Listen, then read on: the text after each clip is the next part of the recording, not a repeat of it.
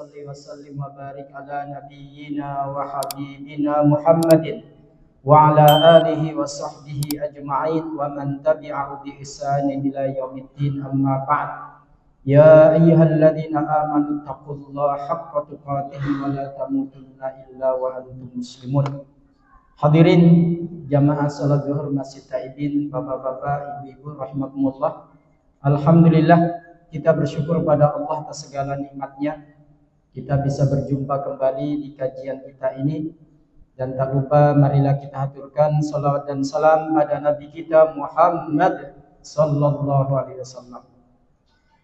Jamaah sekalian, pada kesempatan kali ini kita masih membahas tema bagaimana musibah menjadi berkah. Saat ini masih banyak saudara-saudara kita yang merasakan musibah sebagai ujian dari Allah Subhanahu wa taala. Kita doakan mereka diberikan kesabaran dan diberikan solusi. Dan ini merupakan zikir yang khusus diberikan Allah pada kita umat Rasulullah SAW. Gak ada zikir innalillah di umat-umat terdahulu. Ini istimewa jamaah sekalian. Kemudian yang ketiga jamaah sekalian, gunakan momen itu untuk berdoa. Orang sedang diuji oleh Allah, sedang mendapatkan musibah, itu adalah momen mustajab untuk berdoa. Makanya Rasulullah mengajarkan kepada kita doa khusus. Masih ingat jamaah sekalian apa doanya? Kalau kena musibah apa doanya? Allahumma jurni fi musibati wa akhlif li khairam minha. Ya Allah, berilah aku pahala atas musibah ini dan gantilah yang hilang dengan yang lebih baik. Ini doa khusus diajarkan Rasulullah kepada kita. Kemudian yang keempat jamaah sekalian, lakukan evaluasi diri. Bisa jadi musibah itu merupakan teguran dari Allah atas kesalahan-kesalahan yang telah kita lakukan. Beruntunglah kalau kita di dunia ini masih bisa memperbaiki kesalahan kita. Masih ada kesempatan untuk bertobat kepada Allah sebelum ajal menjemput kita. Dan yang kelima, yang terakhir yang sudah kita bahas adalah bangunlah sifat husnudzon kepada Allah. Apa itu husnudzon jamaah? Berbaik sangka kepada Allah. Dan ini nggak gampang jamaah sekalian, nggak mudah. Kalau kita dapat nikmat, kita berbaik sangka kepada Allah, bisa, mudah itu ya. Tapi saat kita diuji, kita masih husnudzon kepada Allah, itu istimewa. Itu yang membuat Allah takjub kepada kita. Dan yang keenam jamaah sekalian, yaitu ikhlas. Jangan ada grundel, jangan ada jengkel di hati kita saat kita diuji oleh Allah. Kenapa jamaah sekalian? Karena ujian yang diberikan oleh Allah itu hakikatnya untuk kebaikan kita. Allah nggak akan mendolimi kita jamaah sekalian. Allah itu cinta sama kita dan tidak akan mendolimi kita. Lalu bagaimana dengan musibah-musibah yang terjadi? Itu ada tujuannya jamaah sekalian. Simak apa yang sabdakan Rasulullah dalam hadis ini. Ini hadis qudsi. Qala Allah azza wa jalla, kata Rasulullah, Allah telah berkata, Mali abdiyal mu'min idza qabattu safwatahu minad dunya tsumma ihtasabahu ilal jannah. Tuh, jamaah. Tidaklah seorang mukmin ketika orang yang dicintainya di dunia ini aku panggil duluan, meninggal duluan, kecuali Allah akan ganti kesabaran orang tersebut dengan surga. Dengan surga. Jadi kalau kita ikhlas jamaah sekalian di sini tsumma ihtasabahu, dia ikhlas menerima ini. Anak yang kita cintai itu titipan Allah jamaah sekalian. Titipan Allah. Kalau yang nitip itu ngambil, kita berhak marah nggak jamaah? Kita nggak boleh marah. Yang punya yang ngambil Pak. Makanya banyak orang tua kita dulu itu ngasih nasihat kita, belajarlah dari tukang parkir. Tahu tukang parkir jangan sekalian? Orang banyak yang datang, ada yang bawa mobil mewah, ada yang bawa mobil sedang, ada yang murah.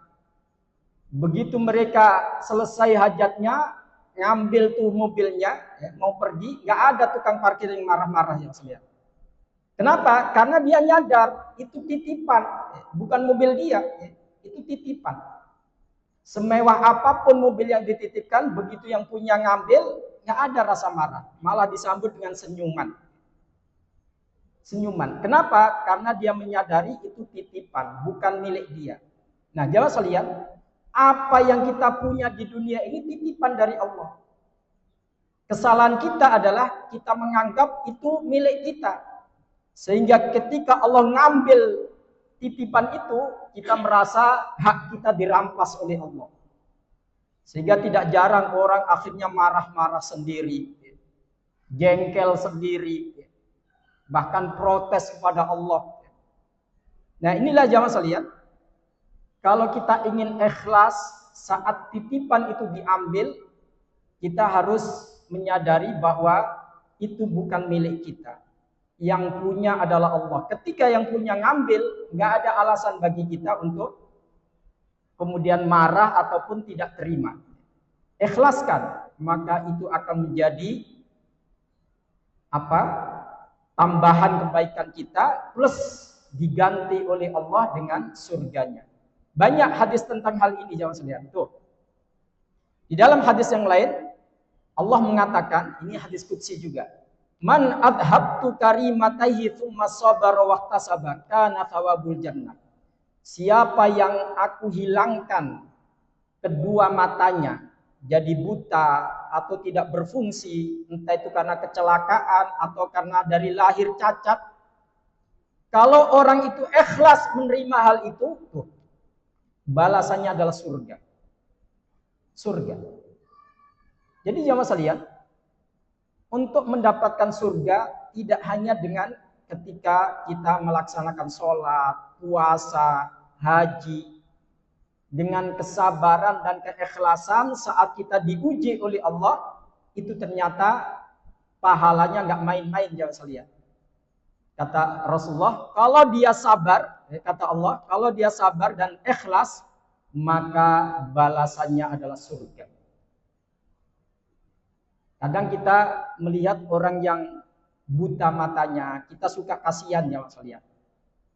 Tapi ternyata tidak semua orang yang buta, entah itu dari lahir atau buta ketika dia sudah besar, lalu mereka kufur kepada Allah. Banyak di antara mereka justru ikhlas menerima itu sebagai bagian dari takdirnya. Bahkan kita tidak jarang jamaah sekalian, kayak ditampar-tampar. Kita yang sehat, untuk menghafalkan Al-Quran itu susah. Ya. Satu surat gak hafal-hafal. Tapi ada orang yang buta sejak kecil, ternyata hafal 30 juz. Ada gak jamaah? Ada. Ya. Artinya jamaah sekalian, terkadang ujian kita itu memang berbeda dengan yang lainnya. Ada orang diuji dengan ini, diuji dengan itu. Nah kita juga kadang diuji dengan yang lain. Yang penting adalah kita membangun rasa ikhlas di hati kita.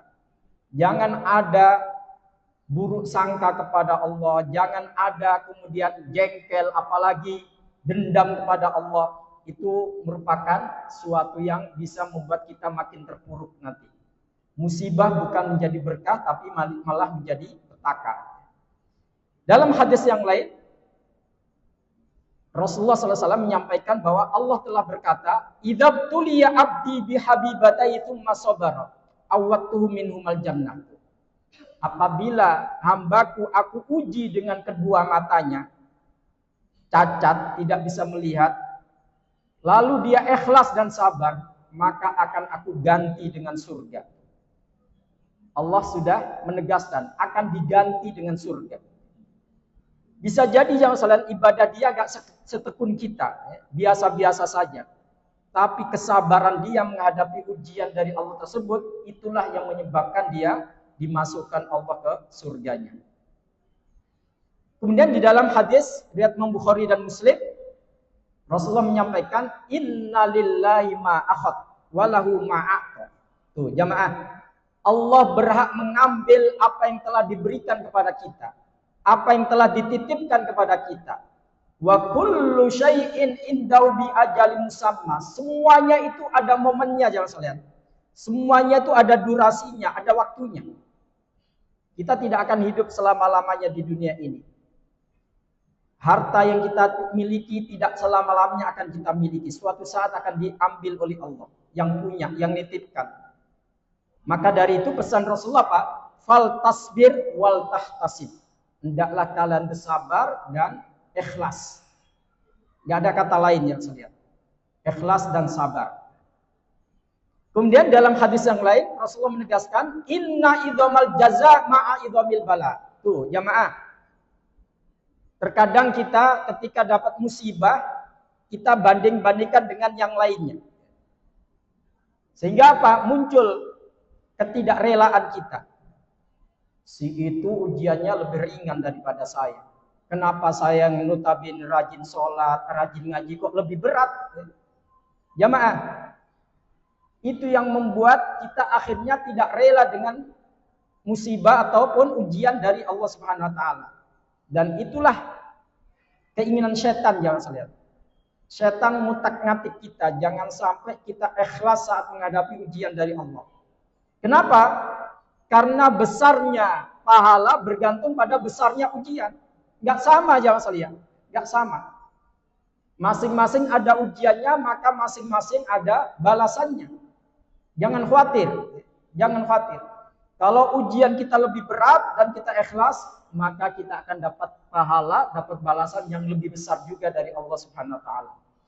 Wa innallaha idza ahabba qauman ibtalahum. Tuh, jemaah. Ini kita garis bawahi. Jangan dikira ketika kita diuji oleh Allah, kita kena musibah, itu berarti Allah tidak suka ke kita. Allah benci kepada kita, Allah marah kepada kita. Tidak, jangan sekalian. Itu justru tanda cintanya Allah kepada kita. Kalau saat itu kita jauh dari Allah, kita bergelimang maksiat dengan cobaan dan musibah itu, lalu kita sadar, kemudian kita bertobat. Itu bentuk cinta Allah kepada kita. Allah nggak ingin kita terjerumus pada kemaksiatan sampai ajal tiba. Makanya disadarkan dengan teguran itu. Tapi kalau saat itu kita sedang dalam kondisi taat, rajin ibadah, rajin ngaji, kok masih diuji, itu berarti Allah ingin menambah pahala-pahala kita dan Allah ingin mengangkat derajat kita lebih tinggi di sisinya. Jadi jangan khawatir, jangan saya lihat. Makanya kata Rasulullah, faman radiya falahu ridho. Kalau dia ridho dengan musibah tersebut, Allah pun ridho kepadanya. Jamaah, kalau hidup kita diridhoi oleh Allah, jangan saya lihat. Nggak perlu ada yang kita khawatirkan. Kalau ibadah kita nggak begitu tekun pun, kalau Allah sudah ridho, itu nikmat yang saya lihat. Makanya ada riwayat yang lain, kalau kamu menerima apa yang telah diberikan oleh Allah dengan tulus, dengan ikhlas, maka Allah akan menerima seberapapun ibadah yang telah kamu lakukan. Paham jamaah? Jadi kuncinya di situ, jangan saya lihat. Bagaimana kita ridho terhadap ketentuan Allah, entah itu yang baik ataupun yang buruk.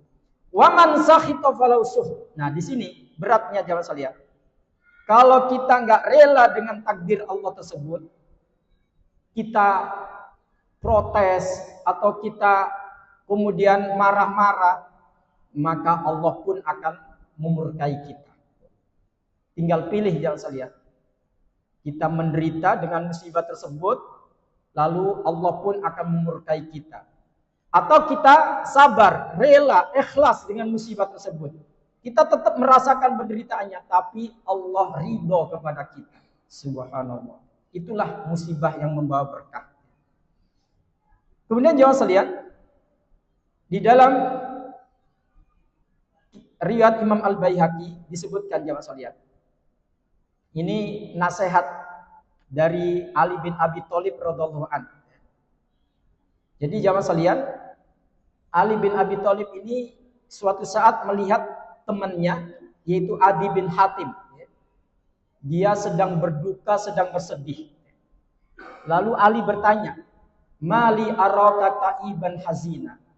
Kenapa? Saya lihat kamu murung, kamu berduka, sedih. Lalu apa kata dia, jangan sekalian? Wa ma yamna'uni ya Amirul Mukminin wa qad qutila abi wa qafa'at aini. Wahai Amirul Mukminin, bagaimana saya nggak sedih? Ayah saya gugur di medan perang. Saya kehilangan ayah saya. Dan mata saya pun kena senjata, kena tombak. Sehingga buta mata saya. Jadi kedua matanya jadi buta dan ayahnya meninggal di peperangan tersebut.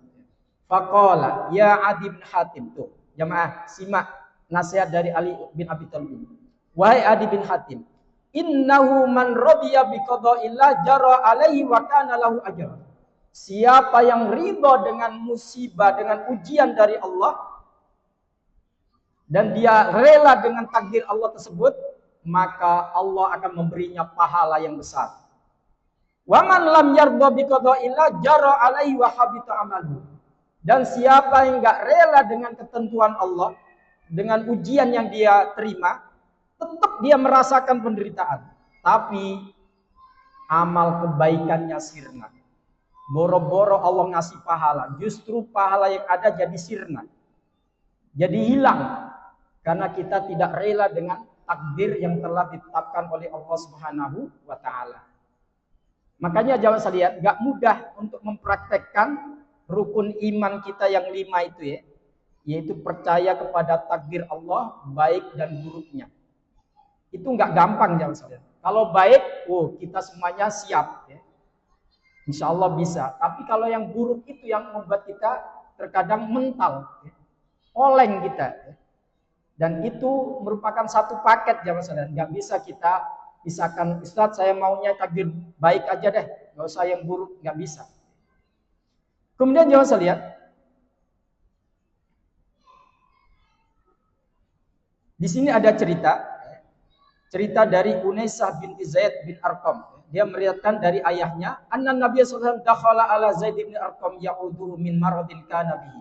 Jamaah, suatu hari sahabat Rasulullah yang bernama Zaid bin Arqam itu sedang sakit. Lalu Rasulullah menjenguknya. Kemudian di situ Rasulullah mengatakan, "Laisa 'alaika min maradika hadza ba'sun, walakin kaifa bika idza umirta ba'di fa'amiyat." Kata Rasulullah, jamaah, sakit kamu ini enggak apa-apa, sebentar lagi sembuh. Hanya saja Zaid, bagaimana seandainya nanti aku meninggal dan Allah panjangkan umur kamu, lalu kedua mata kamu jadi cacat, sehingga kamu nggak bisa melihat. Kalau terjadi seperti itu, apa yang kamu lakukan? Kalau sakit ini nggak seberapa, ya, kamu akan sembuh. Tuh, apa jawaban dari Zaid? Idzan ahtasibu asbir. Kalau itu yang terjadi Rasulullah, saya akan ikhlas dan bersabar. Lalu Rasulullah mengatakan, idzan tadkhulul jannah bighairi hisab.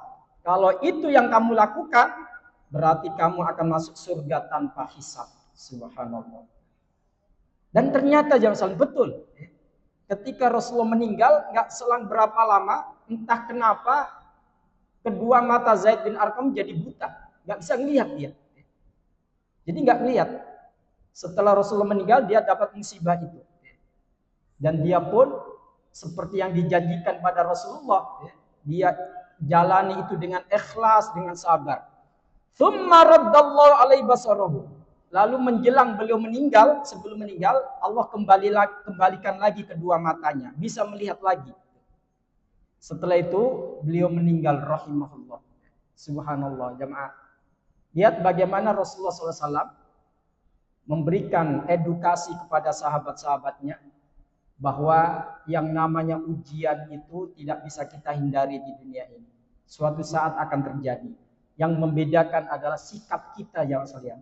Bagaimana menghadapinya agar musibah itu menjadi berkah dalam kehidupan kita, dunia maupun akhirat nanti. Demikian jamaah sekalian yang kita bahas pada kesempatan kali ini. Terima kasih atas waktunya. Mohon maaf bila ada salah dan khilaf. Kita tutup dengan doa kafaratul majelis. Subhanakallahumma wa bihamdika asyhadu an la ilaha illa anta astaghfiruka wa atubu ilaik. Wassalamualaikum warahmatullahi wabarakatuh.